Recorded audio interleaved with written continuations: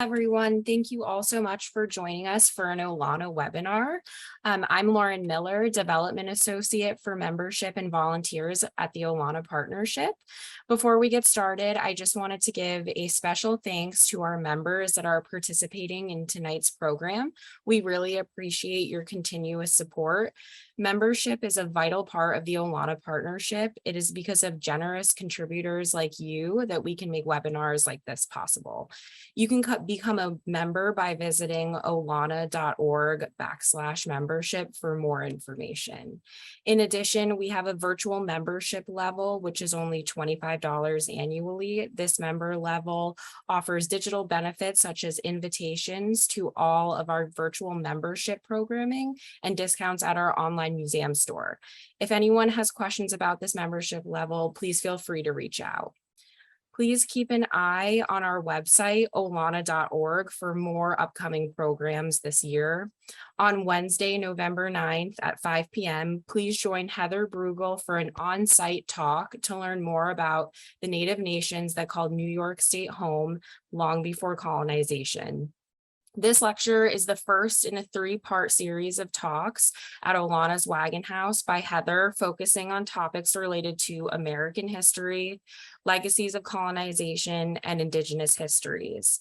Our next webinar will be held on Thursday, November 17th at 6 p.m. with Eleanor Jones Harvey, a senior curator at the Smithsonian American Art Museum. She will be presenting a webinar entitled The Intrepid Quest for Churches Icebergs. This exciting webinar is a precursor to our upcoming exhibition entitled Chasing Icebergs, Art and a Disappearing Landscape. The Olana Partnership will hold a members-only exhibition preview for Chasing Icebergs on November 19th from 2 to 4. If you are interested in attending, please email me at lmiller@olana.org. This exhibition will be open to the public from November 20th to March 26th. On a final note, Olana is looking for volunteers.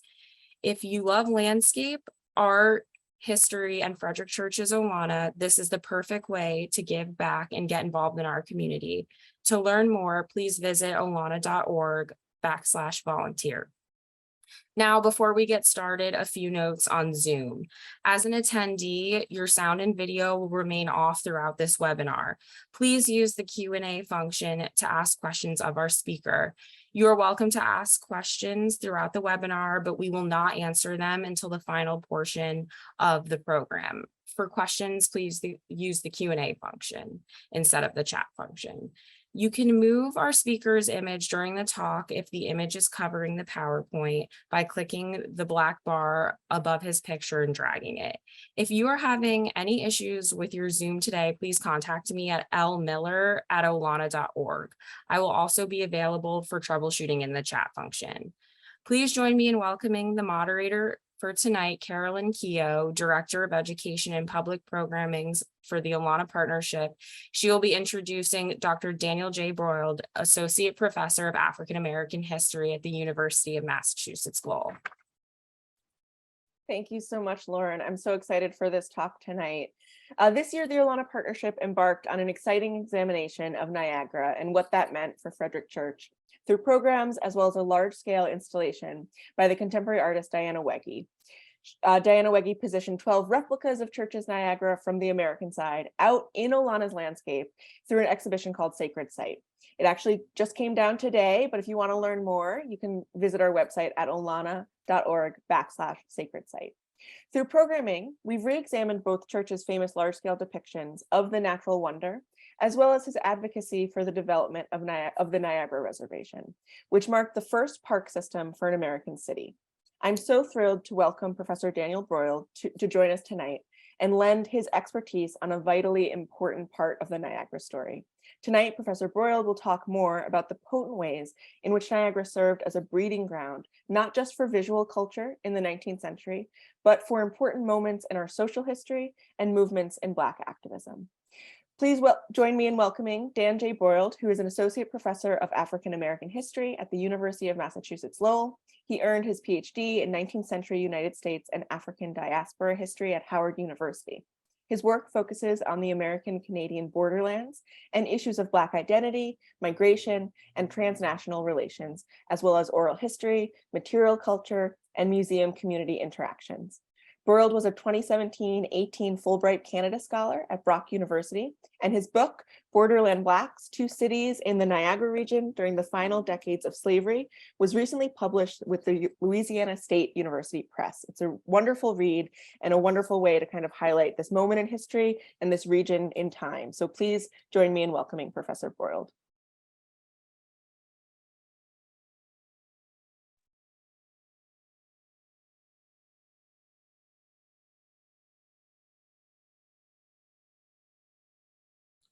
All right, cheers. How's everyone doing tonight? Hope everybody's well. I'm just going to share a screen here.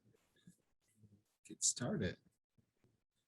So thank you for the kind introduction. I'm so happy to have the opportunity to speak here at Alana on this very important topic.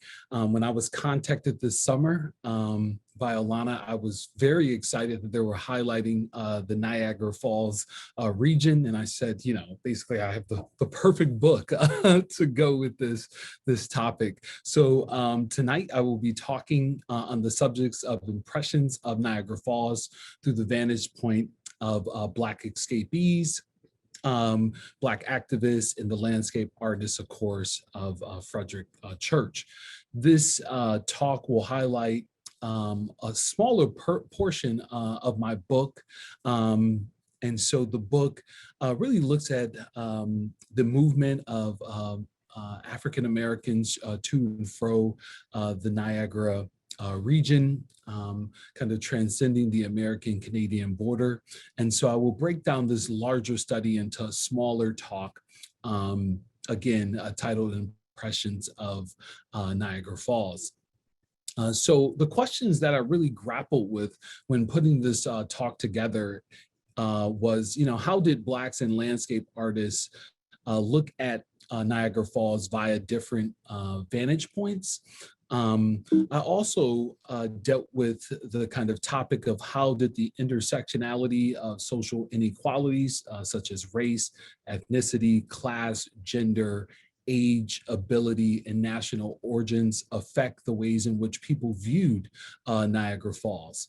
To kind of unpack that, you know, what kind of baggage and/or treasures did they bring with them when they were looking at the falls, right?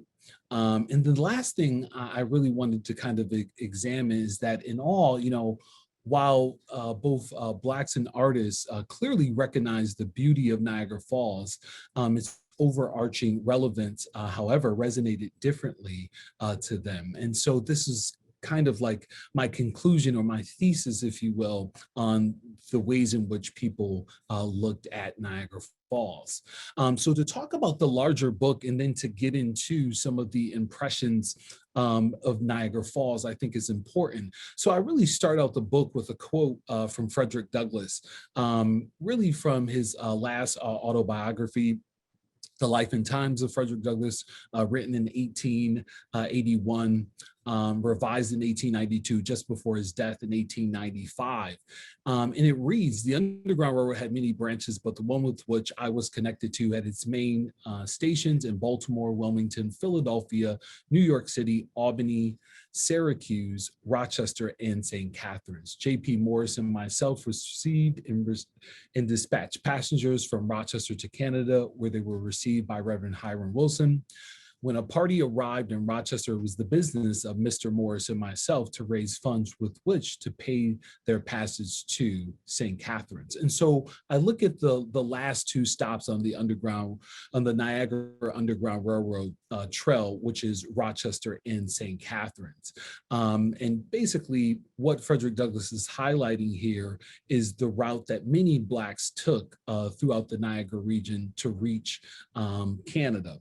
He also mentions J.P. Morgan or J.P. Morris in this quote as well. J.P. Morris was a Black barber in Rochester that helped him to send fugitives to Hiram Wilson. They really liked to send fugitives to Hiram Wilson if it was possible. And two others in Rochester, like Susan B. Anthony, Amy and Isaac Post, all recognized Hiram Wilson as an individual they like to send fugitives to if they had the kind of time or they didn't have to kind of send them away with rapidity.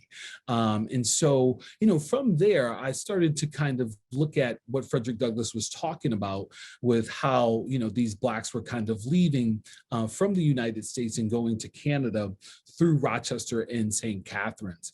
And so the story that's really best known of Rochester and St. Catharines before the Civil War is a one-way flow on the Underground Railroad going from the United States to Canada. But what I really try to do in the book is say that the door of the border swung open in both directions, where, some people went to St. Catharines and would come back to Rochester and then go back to St. Catharines. And so I really wanted to show that dynamic, that the Underground Railroad is just not a one-way flow, but it's a two-way flow and interaction with people. And really, Blacks had to negotiate the complex worlds of the United States, Canada, Great Britain, and the African diaspora in this junction of the United States, right? And two, they had things like, shared newspapers, kinship and friendship ties, organizational ties that caused them to go to and fro across the border back and forth, right? So we think of the Underground Railroad as kind of a one-way flow, but what I really wanted to show in my book is that it's really a two-way flow. The other thing is this is an Atlantic world study because this is British Canada, right? And so the rules are coming from England, right? And so these Black people have to kind of deal with these overlapping worlds of these dynamic entities. And they're really trying to pit the United States and Canada, British Canada, against one another for the best possible outcomes in this juncture of the Niagara region. So I just wanted to look at too how Rochester, New York and St. Catharines, Canada West have been looked at historically. If you're looking at, kind of recent historiography, one of the books that I really used was Eric Foner's Gateway to Freedom. And in this book, Eric Foner really highlights a newly found document found in 2007, The Record of Fugitive by Sidney Howard Gay. It was found at Columbia University. I always say, like, what were the librarians doing that they overlooked this document? But this important document basically is a journal that really catalogs Blacks running through New York City and going to places like Syracuse and Albany. What Eric Foner's work really leaves out in The Record of Fugitive by Gay really leaves out is it fails to mention individuals like Frederic Douglass, who was living in Rochester at the time. This was largely because of the philosophical differences that Douglass and William Lloyd Garrison had, chiefly over the Constitution and the political process. And so the abolitionist movement was really kind of split apart by, is the Constitution a slave document or is it an anti-slavery document, right? Or should we be using the political processes, right? And so in New England, they did not believe in, using the political process, and they believed that the Constitution was a slave document. And so William Lloyd Garrison would even burn the Constitution. Whereas in Western New York, they started to look at the Constitution and say, like, hey, it says things like, all men are created equal. Then can we use this as a platform to get some type of reform? Also, too, there's political parties starting to perk up that have some abolitionist tendencies within them, like the Free Soil Party, eventually the Republican Party, and things of that nature. And so, people in Western New York are saying, hey, let's use this, use the Constitution in the political process to abolish slavery. And so really, the key thing that the record of fugitives leaves out and the Gateway to Freedom leaves out is this gap between Blacks heading out of New York City to places like Syracuse and then into places like Rochester and St. Catharines. And so, essentially Eric Foner highlights New York City, Albany, and Syracuse And what my work does essentially is just a continuum to kind of continue the story through Rochester and St. Catharines, places like Buffalo, also places like Niagara Falls. And so really what the Record of Fugitive does, Gay's work, and also Eric Foner's work, Gateway to Freedom, is it basically says like, hey, from Syracuse, Black people made it to, Canada. And I'm like, well, how? And so really what my work really does is kind of finishes out the narrative of how people made it across the border, but also says too that a lot of people return to live in the borderlands, etc. So one of the other things that's really interesting about the Rochester area is that the Rochester area has been categorized as being a part of the burnt over district. This is a geographical space west of the Catskills and Adirondack Mountains, known for its religious vibrancy throughout the Second Great Awakening, starting in the 1820s. And so this is the way that, Rochester has largely been viewed as this area that's kind of frontier area west of the Catskill and Adirondack mountains, and it's called the burnt over district. And many scholars like Milton C. Surnett kind of continue this narrative of calling, Rochester a part of the North Star country. And really what these studies don't do is kind of peek over the border to see that Rochester is really close to Canada, right? And two, it's very interesting because the burnt over district produces all of these kind of revolutionary religious organizations. And really what these revolutionary kind of utopian societies are trying to do is they don't like the fact that, modernity is happening, kind of the industrial revolution is happening. And what they're trying to do is trying to kind of harken back to something old and also developing something new as well. And so this area that you see here in maroon produces people like the Mormons of the Latter-day Saints, established by Joseph Smith.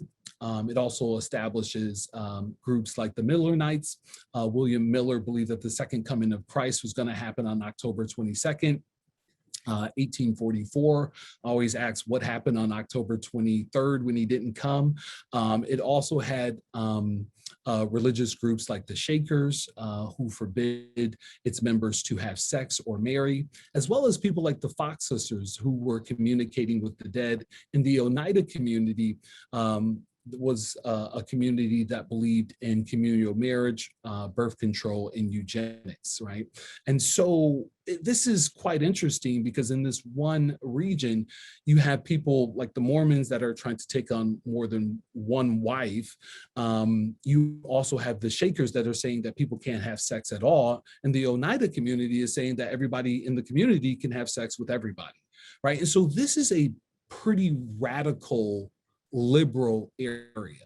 Not only is it producing all these kind of, waves of religious activity, but it's also a space for social activism as well, like the abolitionist movement. Remember that in Seneca Falls, the women's suffrage movement is really birthed out of Seneca Falls. The temperance movement as well is happening in this area. And so this is a pretty liberal area. And I always say that, that Western New York was like California free love before California. That's what it essentially is, because really the more establishment is along the East Coast, right? And so the Western New York is kind of the frontier area, right? You would see that the Mormons would keep moving west, if you will, trying to stay on the fringes of society until they reach Salt Lake City, right? So this is the kind of fringe area where the established back east is not there, right? So these things can kind of occur in this frontier area. So it's really liberal.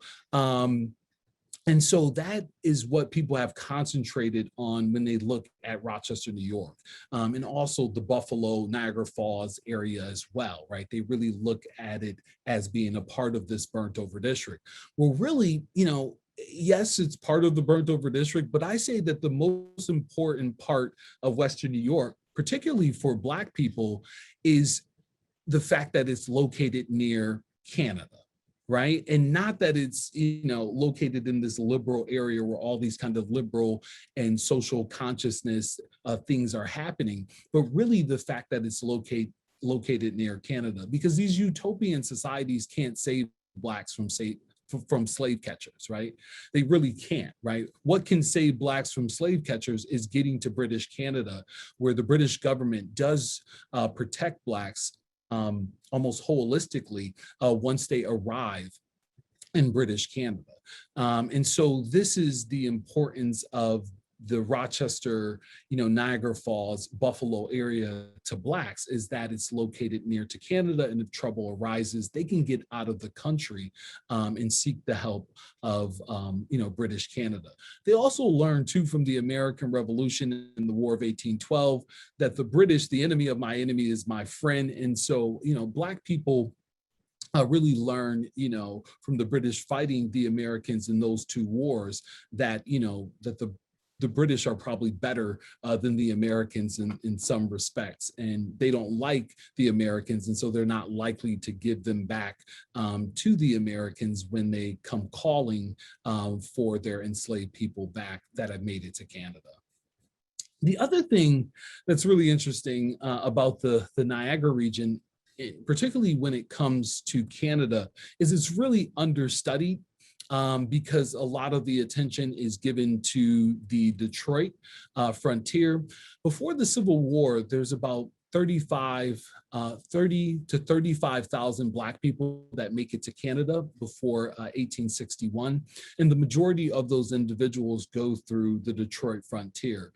And so the Niagara region has really kind of been understudied. And I really wanted to give it attention and really give it credence because of particularly the bridges and the developments of modernity that really happened in the Niagara region, which I'll highlight in just a second.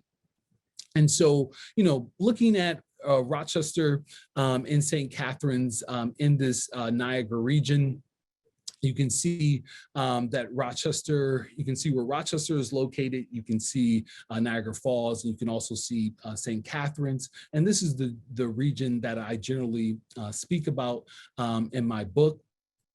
And so, the important thing about, my work is that Rochester has largely been left outside of the Niagara region. And I really had to make an argument to make Rochester a part of the Niagara region. You can see that Niagara Falls is obviously in the region. St. Catharines is not that far from Niagara Falls. So these things kind of fit comfortably geographically within the Niagara region.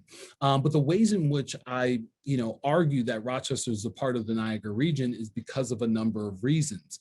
Number one, the Genesee River that flows northern, it faces Canada in the ways in which it empties out in the city of Rochester. Also, the eastern or the western flowing Niagara or Erie Canal is another argument I make that Rochester is very connected to the region of Niagara Falls. Also, the international bridges over the Niagara River make Rochester very connected to the Niagara region. And also, and lastly, the Niagara Escarpment, which I'll show you pictures of in just a second. The Niagara Escarpment is here. The Niagara Escarpment is a scar in the earth that really makes a lot of waterfalls in Western New York.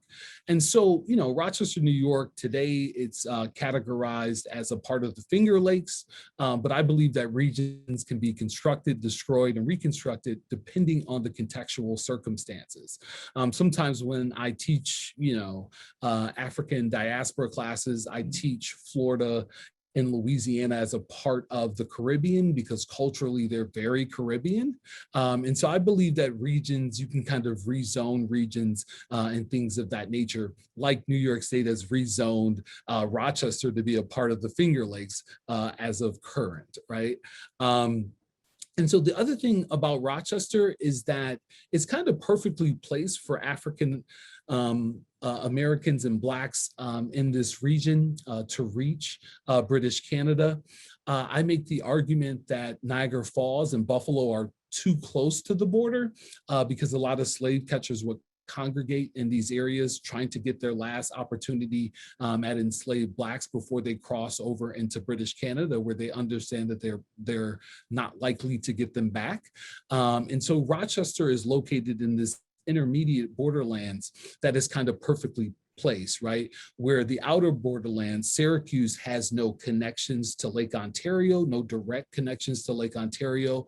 And so, you know, Buffalo and Niagara Falls are too close and too dangerous, and Syracuse is too far, but Rochester is kind of perfectly placed to kind of conduct business and interactions with British Canada. Also, you'll see that, you know, there was a lot of troubles for Blacks in this area, people like Christopher Webb and Daniel David. Got captured in the Buffalo area. In Rochester, fugitives were never captured from the city before the Civil War. And also in Syracuse, you had what was called the Jerry Rescue that caused a lot of problems in Syracuse. And so Rochester is kind of perfectly placed and never had a fugitive captured from the city of Rochester, probably because of its geographical placement, right? So the other commonalities that are important to recognize with both Rochester and St. Catharines in the Niagara region is the Niagara Escarpment, which is basically a scar in the earth. And this scar in the earth, it looks like this throughout Western New York. And you can see it from different vantage points. It starts in the Rochester, New York area. And this is why I say that Rochester is a part of this Niagara region. And it's what the Niagara Falls really falls over is this escarpment, right? And so that escarpment made by glaciers thousands of years ago, basically makes a lot of falls in Western New York, right? And so it makes Niagara Falls, but also it makes falls in Rochester, New York as well. This is High Falls in Rochester, New York, located right in downtown Rochester, New York. This is High Falls, and then there's Lower Falls as well. Again, both of these falls are located right in Rochester, New York. Both of these falls are made by the Niagara Escarpment that moves from Rochester through the Niagara Falls region, right? And so it's very important to kind of understand Rochester's connections to the larger falls that are Niagara Falls, right? The other thing that really connects Rochester to the Niagara region is the Erie Canal. While Rochester has the Erie Canal that ran through the center of Rochester, New York. This heads west, going to the Niagara region, and it ran through an aqueduct in downtown Rochester and would, basically end in the Buffalo Niagara Falls area, right? And so Rochester was one of the boom towns of the Erie Canal. The Welland Canal runs directly through St. Catharines. And so both of these towns are kind of built around canals. The Welland Canal is still important to St. Catharines today because it basically allows a way around Niagara Falls. Obviously, ships don't use the Niagara River at the falls because they would fall over, and so they have to use the Welland Canal to connect them to the upper Lake Erie, if you will, to the lower Lake Ontario. Right. And so the way in which ships, container ships today make their way around Niagara Falls is through the Welland Canal. So both towns are really built around canals. So I want to talk about the impressions of Niagara Falls from Blacks and also from Frederic Church. Obviously, Church did work on Niagara Falls in 1857.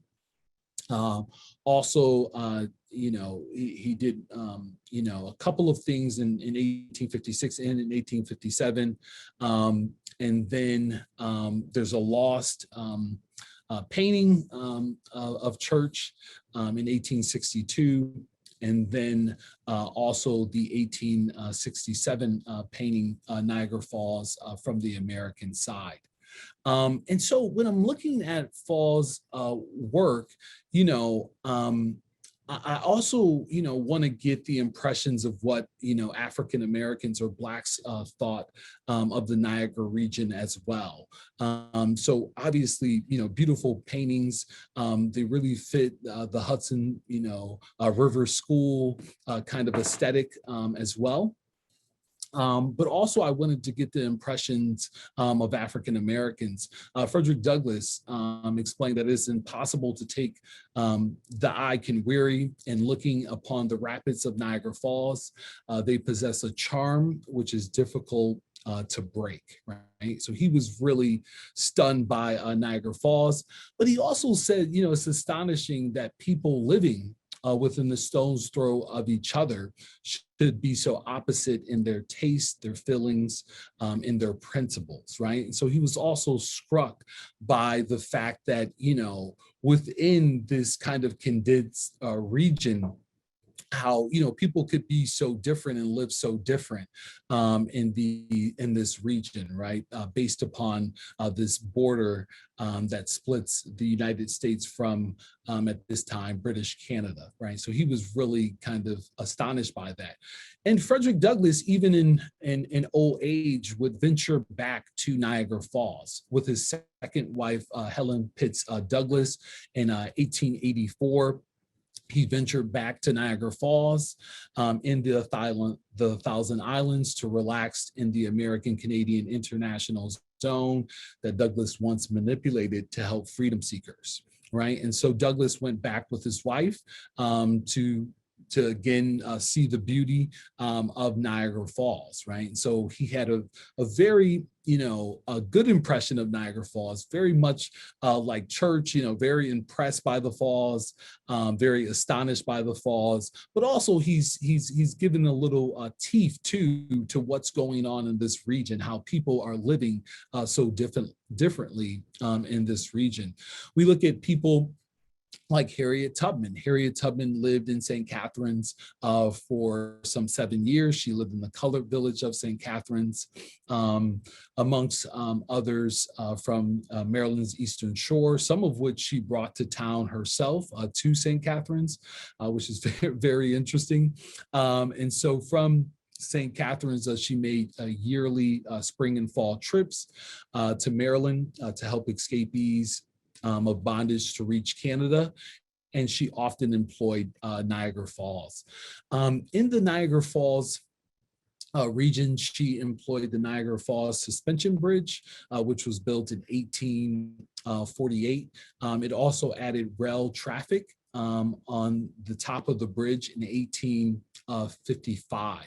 And so, you know, she knew, you know, from the kind of ridge in the bridge, when, you know, the point had kind of passed where she was going to kind of get over to British soil.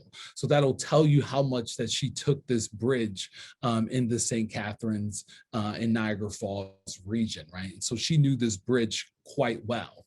You can see where, you know, the carriages and, you know, people would walk over to Canada using the Niagara Falls Suspension Bridge. And then, of course, the trains are running above. And so in the Niagara region, it's very interesting. You know, Blacks could take a carriage to Canada, they could walk to Canada, or they could take a train to Canada.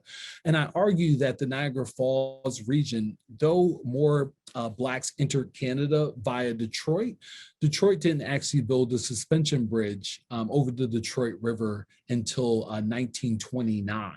And so in the Niagara Falls region, you know, there have been bridges in the region since 1848, and Blacks are using those bridges. Those bridges were put there for kind of industrial purposes, but Blacks are using those bridges to get their freedom, right, in British Canada, which is very, very interesting, right? And so here is the bridges that occupy the Niagara region, the Niagara Falls Suspension Bridge, and then there was also the Lewiston Queenston Suspension Bridge. You can see the dates of those bridges and how long they were there. And so again, you know, Blacks can employ these bridges to get their freedom in British Canada, to get greater freedom in British Canada, which is very important. The real reason why they're building these bridges is, you know, because of industrial reasons, but nonetheless, Blacks are using them. Also, too, the Niagara Falls Suspension Bridge is really built because of St. Catherine's Rochester connection. William Hamilton Merritt of St. Catherine's served in the British Parliament and partner with Charles Stewart of Rochester to promote the building of the Niagara Falls Suspension Bridge. The two men drummed up support for the bridge project on each side of the border. And so the St. Catherine's Rochester dual of Merritt and Stewart toiled to establish charters in their respective country, gathered public support, and facilitated government approval to get this project underway. And so when you look at this Niagara Falls Suspension Bridge, it really is the manifestation of Rochester, the partnership of Merritt and Stewart, and of Rochester and St. Catherine's. Again, a very important project that's going to go over the Niagara River. And so too, you see several examples where Harriet Tubman is leading people to freedom via the Niagara Falls Suspension Bridge. Joe Bailey is one individual that she led to freedom via this bridge, and he was really kind of frightened by the fact he really wanted to get to British Canada and kept acting like, when are we going to arrive there? And he was like really afraid to kind of look out over the falls. Convinced by Harriet Tubman, he did look out over the falls and was very happy and broke out in kind of a song and dance because he was on British soil, right? And so this Niagara region brought great joy to people because, not only did they get to see the falls, but greater freedom lied on the other side of the Niagara River on British soil, right? Which is very interesting. And so what I do in the book is I kind of ask the question about, Blacks, are they Afrofuturists? Because what these Blacks are doing is they're employing modern technology to reach what I call the outer spaces of slavery. So if you think about it, these Black people, when we think of enslaved people, we generally think of them as kind of being low tech, right? But what if these Black people are using the technology to get out of slavery, right? And harnessing the technology to kind of get out of slavery, right? They're using things like the New York Central Railroad system, right, to make their way to British Canada, and also using the Great Western Railroad of Canada to cross over the Niagara Falls Suspension Bridge, right? And so really Black people are using modern technology to teleport themselves to the outer spaces of slavery. The other thing that's really interesting when you look at this kind of concept of Afrofuturism, which I'll explain in just a minute here, is that, Black people, think about if you're enslaved in the Carolinas and you make it to like New York City and you travel by a train or via, steamboat.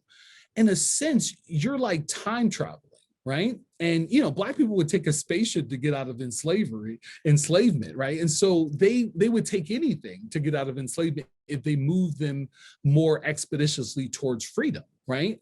And so that's what Black people are really doing, is they're trying to, catch the rails. They're trying to catch steamships that get them out of the American South expeditiously. And the other thing is like, the concept of like even conceiving that, you're enslaved in, say, like the Carolinas or in Maryland, and, to hear that there's free Black people in like Boston. Like, what does that even mean, right? And then when they arrive in these locations and see Black people are living free, owning their own houses and things of that nature, in a sense, they have time travel, right? And so it's very interesting when they arrive in these kind of modern cities and take steamships and things of that nature. Also, they're using things like the North Star, right? Using fake boarding passes, dressing to look like they're free, and so Black people are using these kind of fugitive technologies to get free, right? And two, I wrote an article called in a book chapter called The Underground Railroad as Afrofuturism, Enslaved Blacks Who Imagine Freedom, Future, in Space, right? And I also talk about, Black people, traveling and reaching the outer spaces of slavery in places like the American North, places in Europe, and also in British Canada, right? And so, in a sense, these Black people in the Niagara region, they're very modern. I mean, they're very modern in what they're able to do in the region. And really, where I get this concept, where I've developed this idea of the Underground Railroad as Afrofuturism was through the movie Black Panther. It really kind of made Afrofuturism popular.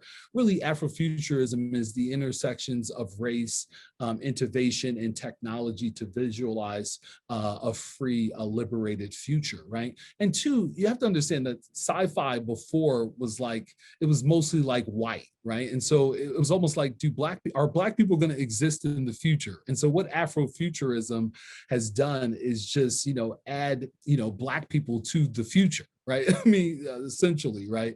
But also, using race, innovation, and technology to kind of visualize new pathways to freedom. And you think about it, the Underground Road is called the Underground Railroad because the railroad is new and it is the most modern technology, right? And so, Black people are also trying to harness that technology to liberate themselves, right? And so it's very interesting. When we look at Harriet Tubman, as well, I talked about how people kind of look at the Niagara Falls and the Niagara region differently for various reasons. In the article that I wrote, Harriet Tubman,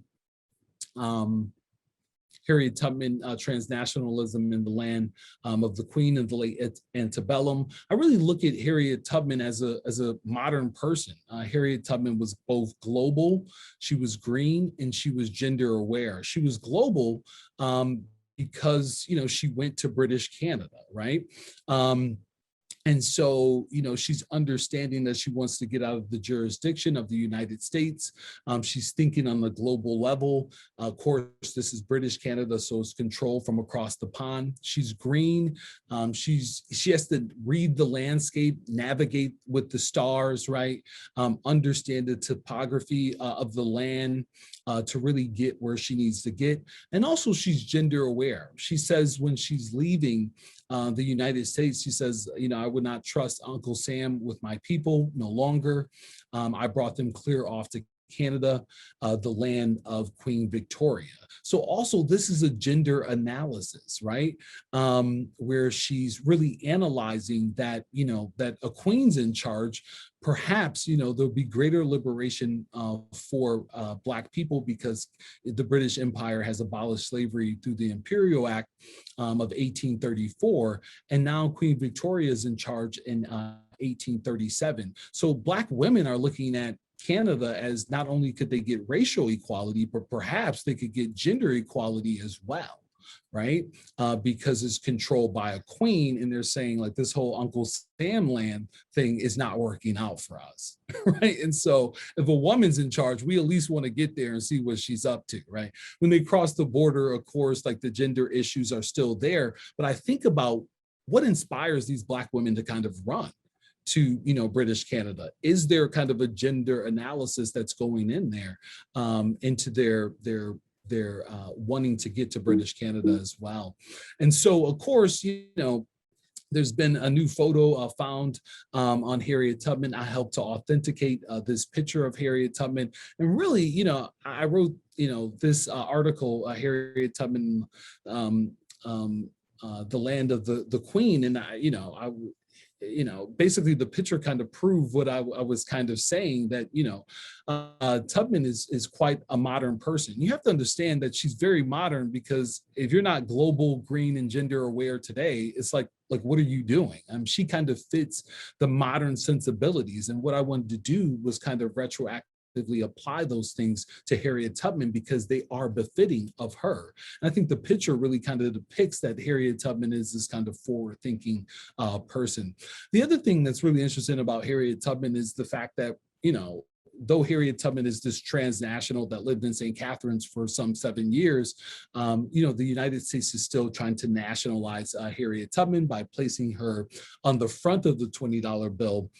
And I mind you that Andrew Jackson is going to be demoted to the back of the $20 bill, which is very interesting.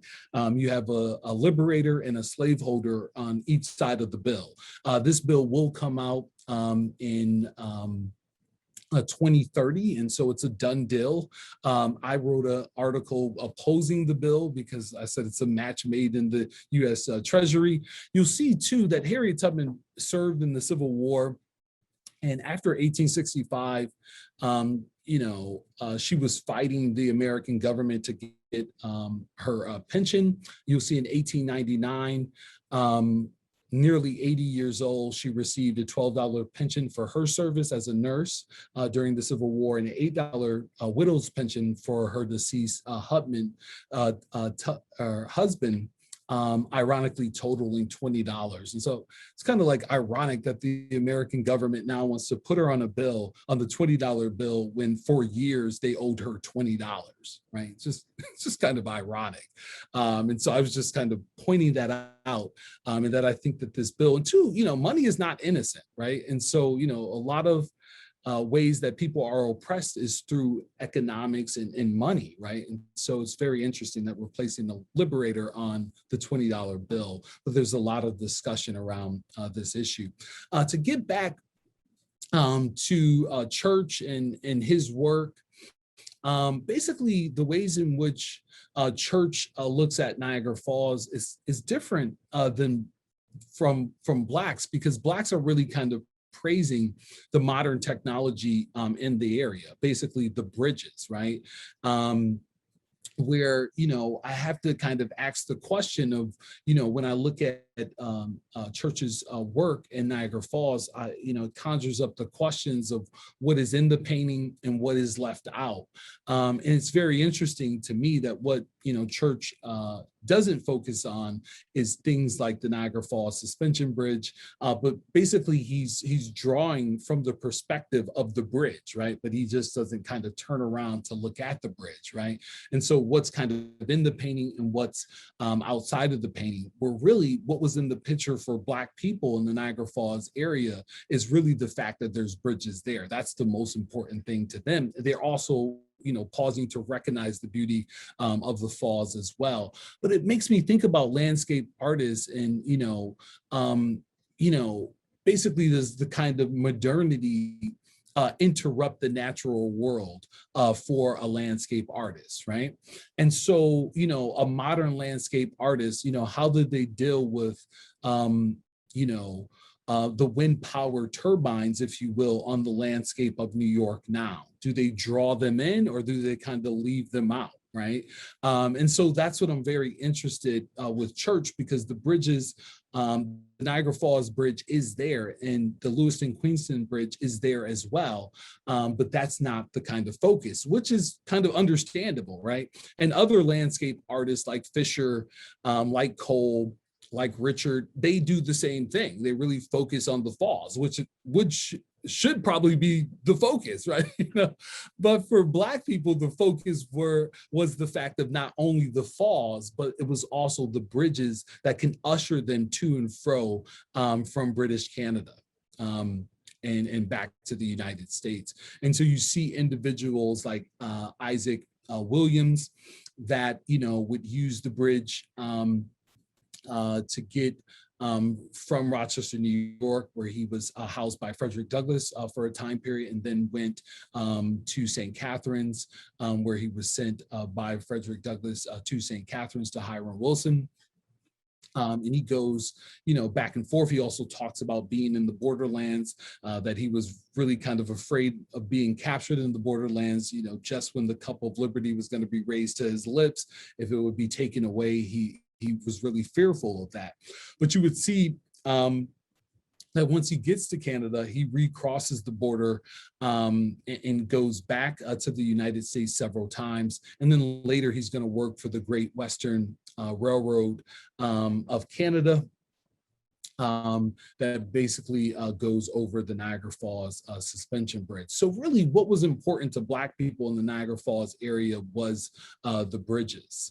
The other thing that's really interesting is the Niagara movement, that basically Blacks were rejecting Jim Crow laws and also Booker T. Washington's accommodationism in the United States. In 1905, you had 29 delegates met at Fort Erie, Ontario, due to discriminatory and unfavorable accommodations in the Buffalo area, which they refused to accept.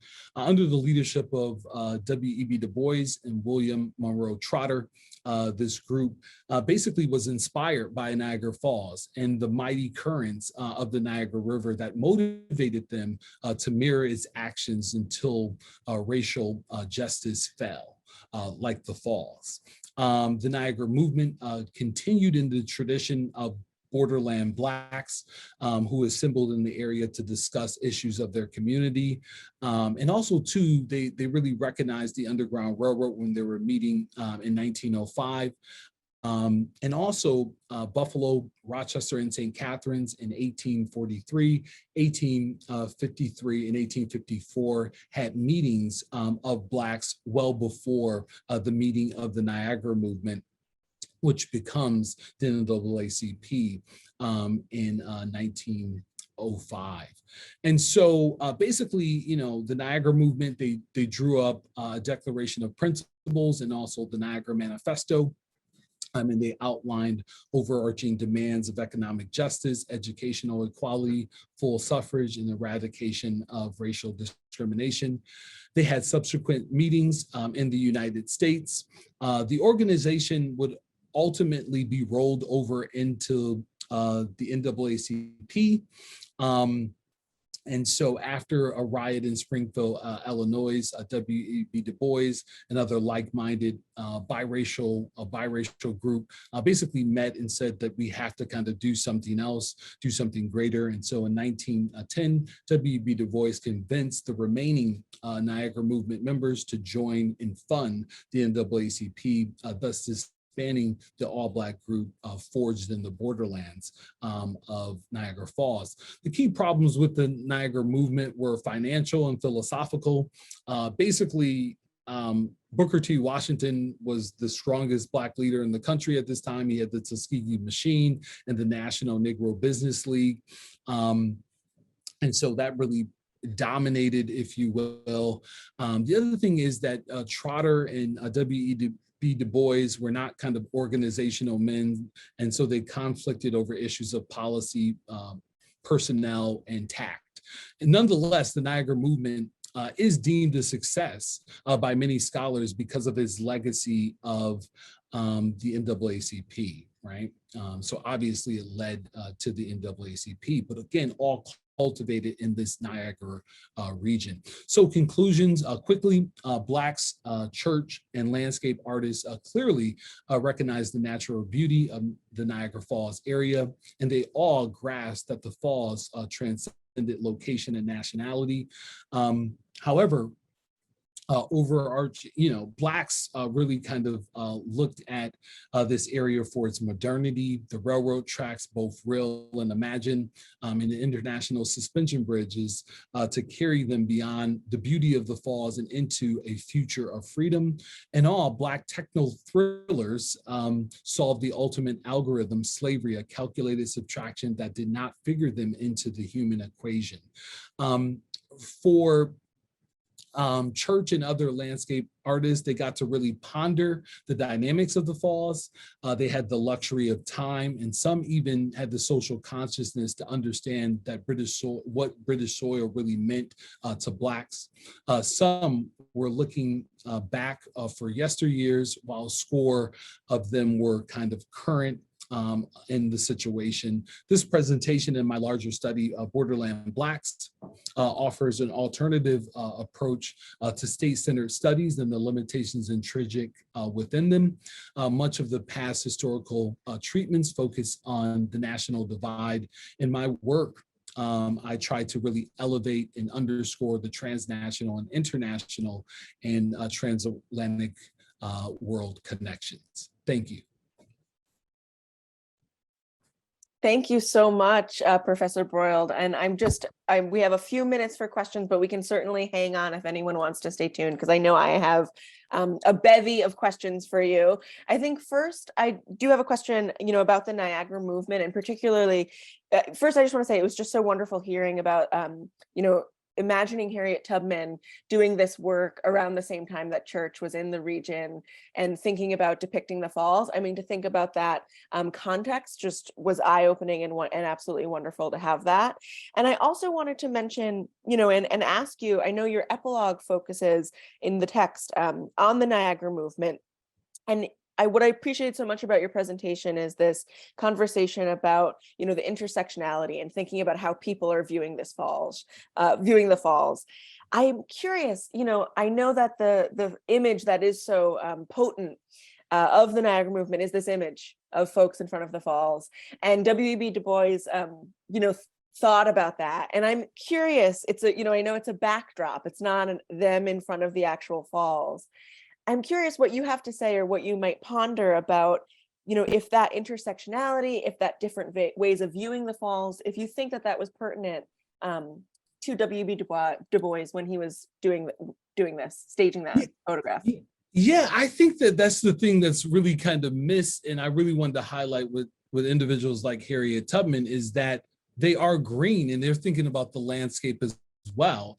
Sometimes, people that have been racialized, we don't think of them as kind of having the time to really enjoy like the aesthetics and things of that nature. But I think W.E.B. Du Bois, and two, the reason that they call it the Niagara movement, right? They wanted to mirror the falls and the rushing of the Niagara River, and to make racism fall like the fall. I mean, that's a real like analyzation of the falls, right? And I didn't even know that until I started researching. I'm like, what in the world? This is like really like into the landscape, into the topography, right? Understanding the falls and how they move. You have to sit and ponder the falls to really do this, right? You really have to kind of sit back, like, and take some time. And so that is just so dynamic to me, to think about him, thinking about the falls in that manner and in that depth, right? And also kind of comparing that to like racial liberation, right? So kind of taking the natural world into this kind of political and social world is just really dynamic and thought-provoking. And so, it makes me, think back to, and I did some research and seeing, had they kind of interacted with church's work and stuff like that.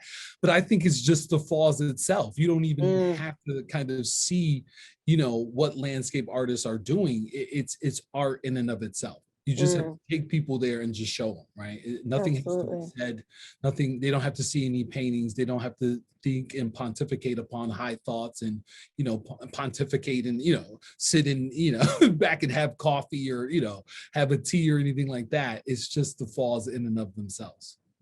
Fascinating. And I think, I have some comments and some questions coming through, so I want to get to those because I know it is 7. So anyone who needs to drop off, we'll be recording this. Oh, no. We'll be recording this and it'll be up on our website so you can kind of watch. But hang in because there's some great questions coming through. So I know that you mentioned the bridge as kind of being left out in some of these images of the landscape. And Janice Simon mentioned that in John Frederic Kensit's work, he did paint the suspension bridge in an 1857 work and very purposely focused on it. And I think that, to your point, this kind of use of technology and focal point of technology, I was fascinated by. Church was traveling on Maid of the Mist to get out there to kind of get this proximity to the falls. And so to think about the way in which, these artists are obscuring or leaving in technology versus the way in which Blacks are using this technology for freedom, for life, for their livelihood. It's just fascinating to think about. I don't know if you have anything to comment about that.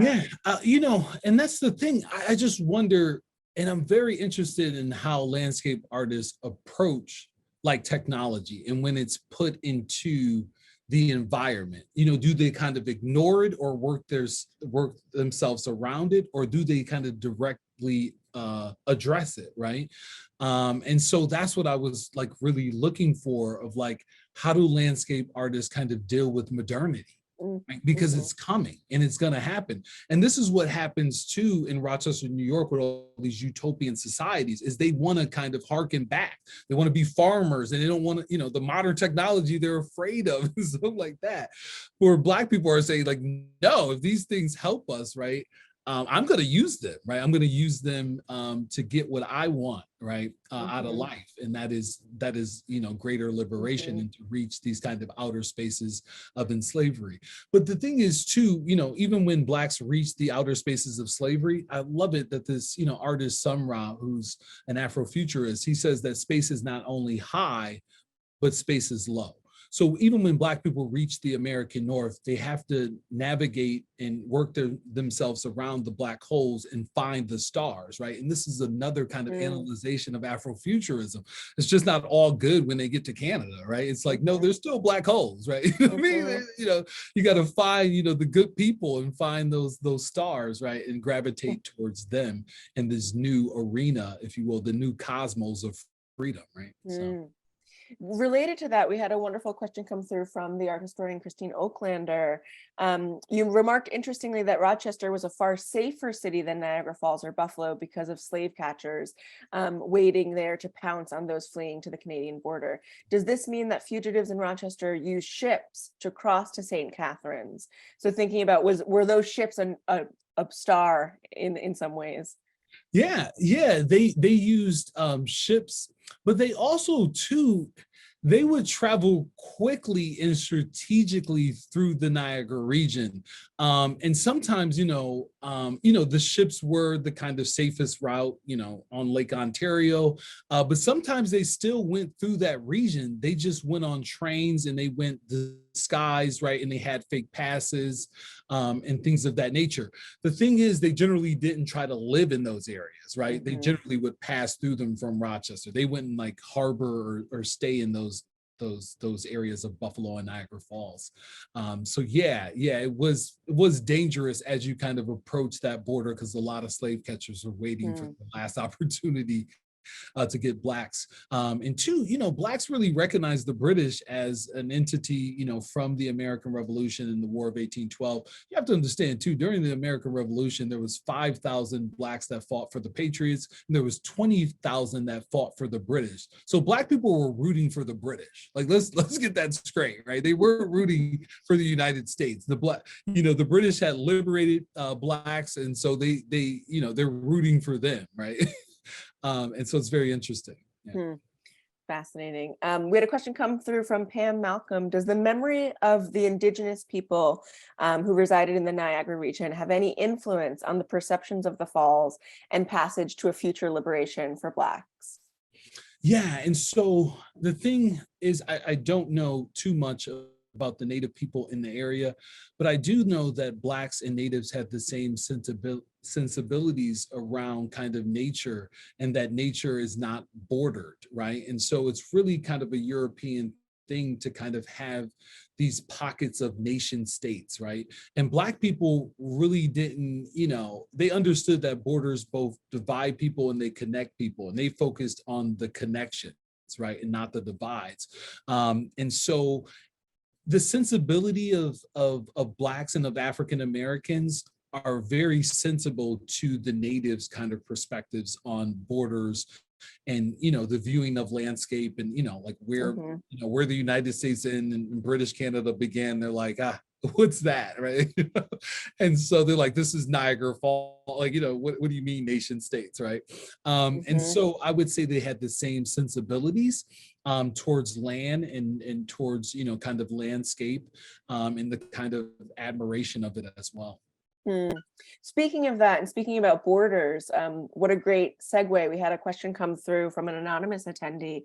Are there any issues that might link the Black experience of the Niagara borderland with that of Latin American immigrants crossing into the US today? An interesting contemporary comparison or case study. Yeah, very early on in my work of research of borderland Blacks, I really used the research from the southern border, because the northern border is not very interesting, right? It's just not, like, in terms of kind of the border relations, right? I found the more interesting historiographical things and tools that I learned came from the southern border, because there's so much contention, if you will, with the American Mexican border versus the American Canadian border, that's called the greatest, largest undefended border in the world, right? And so which is interesting. And so the thing is about these borders is that these borders were treated differently because of racial dynamics, right? That's the only reason why these borders have manifested in the manner in which they have. If you look at the Spanish-American War versus, the kind of peace negotiations that were kind of built along the 49th parallel of the United States and British Canada, right? Where there was war in the southern border. And so I think that these things are purely based on race. The other thing is too, when I spent time in St. Catharines as a Fulbright scholar, I spent some time in Ottawa, and I was with a bunch of diplomats and stuff like that, and I'm like, hey, do you guys ever look at how our policies along like the Northern American Canadian border and apply those things to the southern border? And they're like, no, we don't really interact with you. Well, I'm like, if these things work in the northern, why don't we apply them in the southern? Like, it's like they don't even talk to each other. I'm like, oh man, this is awful, and so it's very interesting how these two borders have been treated. But I tried to really pay attention to the southern border, and I think really for me, an individual that studies borders, the real interesting stuff is all happening in the southern borders as far as the literature and the historiography. Mm-hmm. Fascinating. So just one note I want to make, Christine Oaklander did, thankfully point out that Duran and Cropsey both painted large landscapes that prominently display technology. But I think there's an interesting, for a future talk, future paper for someone, an interesting thing that you bring to mind, which is the kind of positionality of who can leave those pieces of technology out of their view and of their worldview, and the privilege associated with being able to say, I'll put the bridge in and maybe I'll leave it out. Whereas for the folks that you were, chatting and enlightening us about, it was very much not an option, not a choice. So I appreciate that. So I do want to just let everyone know, we are at 7:10. I think it was, wonderful. We have some wonderful chats that have come through on the chat. And we have some folks who really appreciate the Uncle Sam versus Queen Victoria comment. And I think it was wonderful to be able to see Harriet Tubman in a new light and Churches Niagara in a very, very new light. So thank you very much for your presentation. All right. Thank you very much. Thank you. No. Everyone Sure. have a lovely evening.